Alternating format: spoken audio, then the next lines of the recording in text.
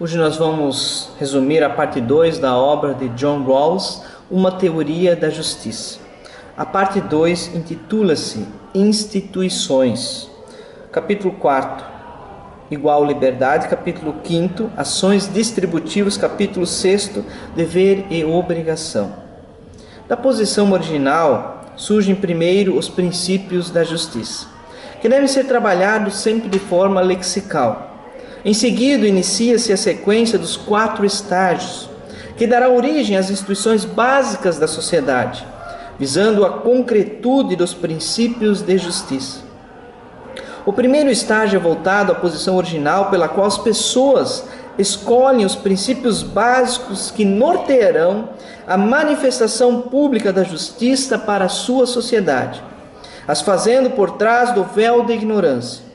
Posteriormente, à posição original, no segundo estágio, faz-se necessário uma convenção constituinte, a formação da Constituição, na qual o princípio da igual liberdade seria aceito de forma unânime, pois por meio dele a liberdade de consciência e a de pensamento se encontrariam protegidos. O véu seria parcialmente levantado, guiando-se especialmente ao primeiro princípio da justiça. O estágio seguinte é o legislativo, que se caracteriza pela análise da justiça das leis e das políticas. Os diversos estatutos legais devem satisfazer não apenas os princípios da justiça, mas também respeitar quaisquer limites estabelecidos na Constituição. Neste estágio, levanta-se um pouco mais o véu. Todavia, a orientação se dá mais ao segundo princípio, no qual garantem-se que as pessoas tenham iguais oportunidades. O último estágio é o da aplicação das regras a casos particulares, por parte dos juízes e administradores.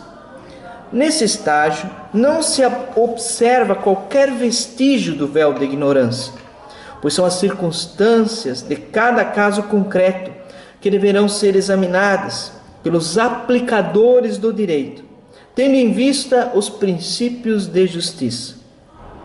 Rawls considera o princípio da liberdade anterior e superior aos princípios da igualdade. Também o princípio da igualdade de oportunidades é superior ao princípio da diferença. Assim, a aplicabilidade dos princípios de justiça é facilmente compreensível, inclusive em relação às restrições impostas pela lei.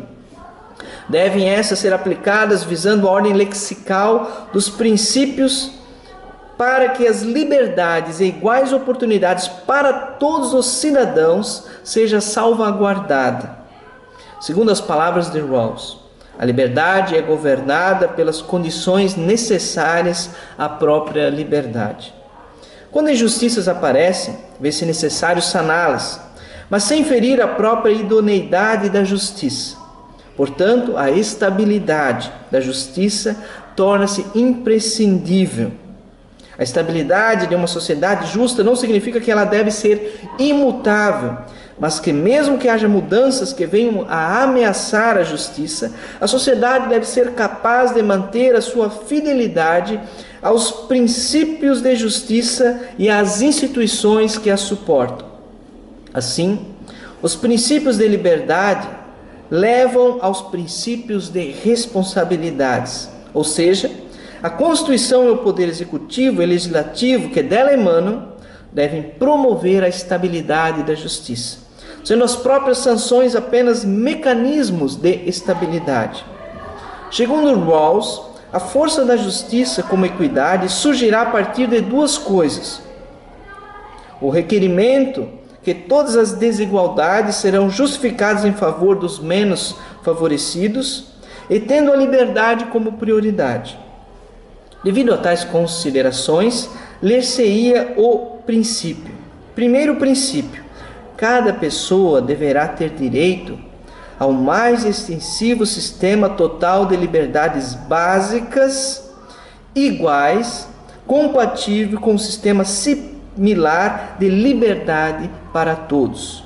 Regra prioritária: os princípios de justiça devem ser postos em ordem lexical e, portanto, a liberdade pode ser restrita somente em favor da liberdade. Há dois casos. A menor extensiva liberdade deve fortalecer o sistema total de liberdade compartilhada por todos. E B, uma liberdade desigual deve ser aceitável para aqueles que têm liberdade menor. Rawls traz pontos semelhantes em sua justiça como a equidade e a ética kantiana. Rawls lembra que a ética de Kant não se reporta somente à generalidade, mas que sua moral deve ser aceita sob condições que caracterizam os homens como seres livres e seres racionais iguais. Segundo Rawls, Kant inicia sua ética com a ideia de que os princípios morais são objetos de escolha racional pela qual, na lei moral, pode-se racionalmente requerer governar a própria conduta de forma ética para o bem comum, pressupondo um reino dos fins aceito por todos. Essa legislação universal é defendida por Kant como aceita sob condições que caracterizam a humanidade como livre e composta de seres racionais iguais. Na visão de Rawls, Kant entendia que uma pessoa age de forma autônoma quando os princípios de sua ação são escolhidos por ela como a mais adequada expressão possível de sua natureza como um ser livre e igual. Mas devido à sua posição social e dotes naturais, esses princípios não são adotados, agindo, outros sim, de forma heterônoma.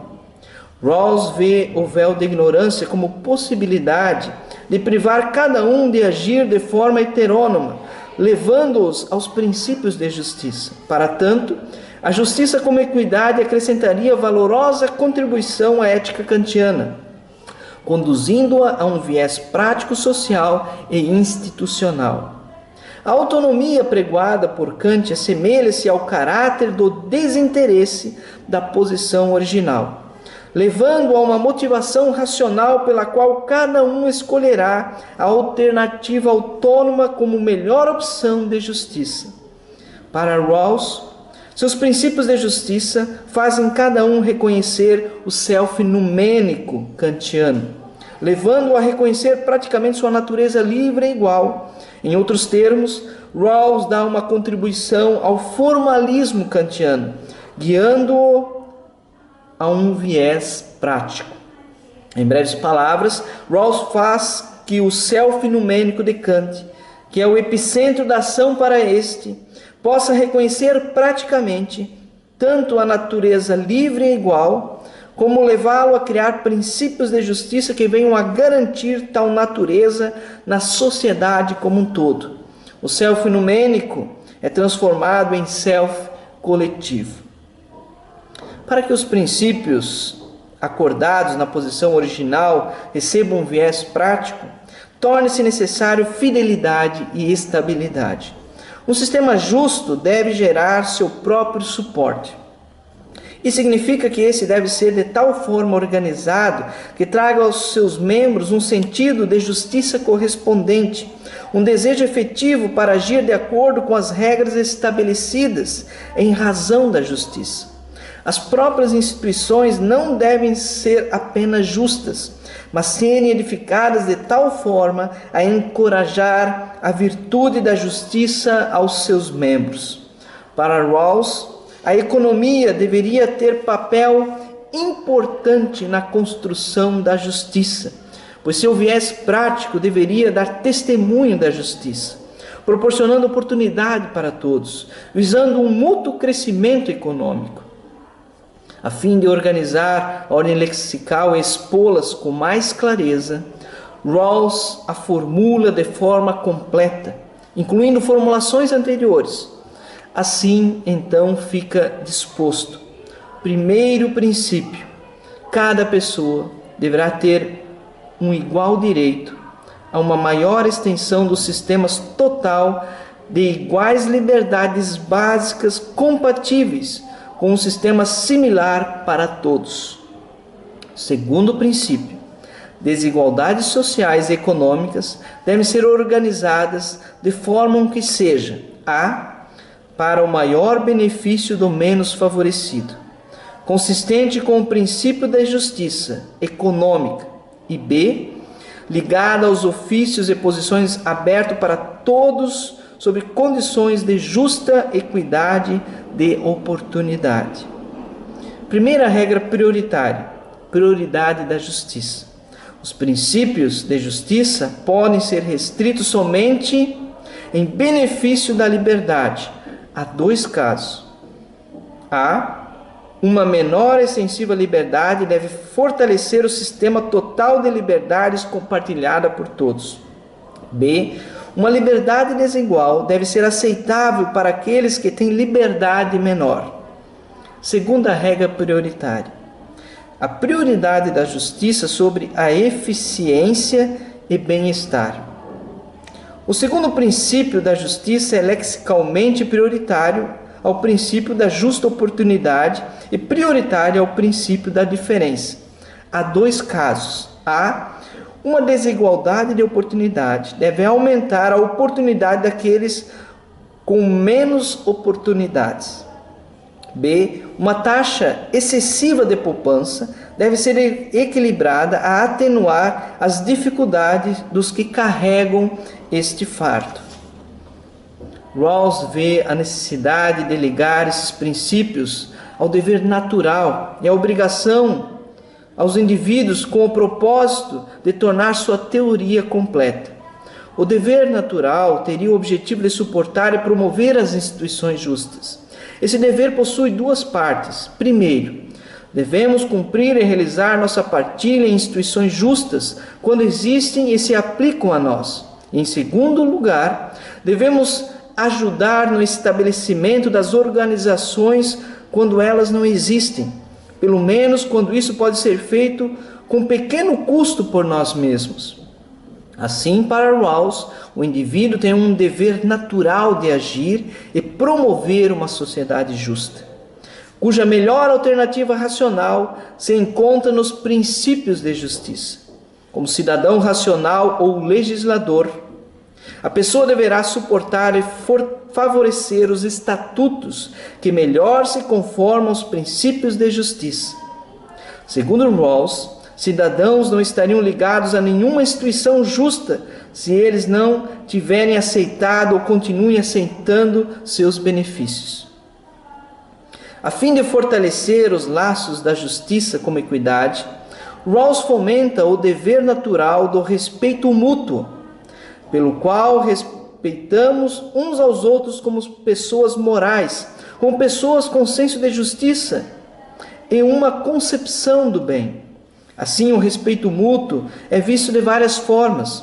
Em nossa vontade de ver a situação dos outros com seus pontos de vistas, da perspectiva de suas concepções de bem, em estarmos preparados para dar razões às nossas ações sempre quando os interesses dos outros são materialmente afetados.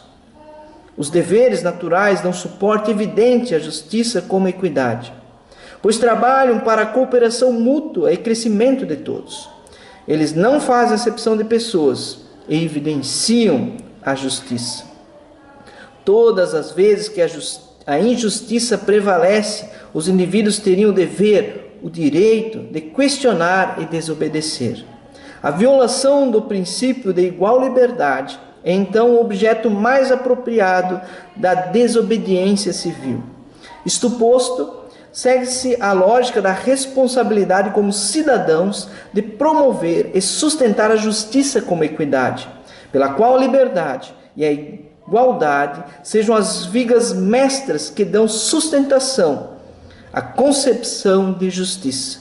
Rawls lembra que a própria desobediência deve verter dos princípios de justiça, não conduzindo a atos que dão contra-testemunho da liberdade.